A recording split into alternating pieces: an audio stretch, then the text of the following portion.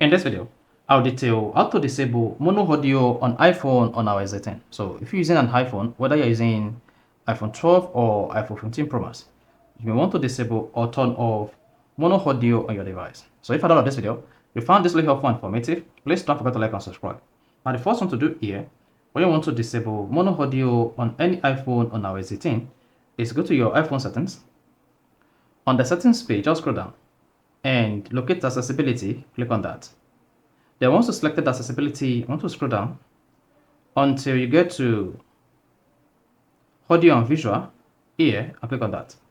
Then once you selected audio and visual, you should see mono audio. Make the left and right speaker play the same content. Then if this is enabled, then just need to disable this. So toggle this on and off to disable or enable mono audio on your iPhone on iOS 18. So if you found this really helpful and informative, please don't forget to like and subscribe.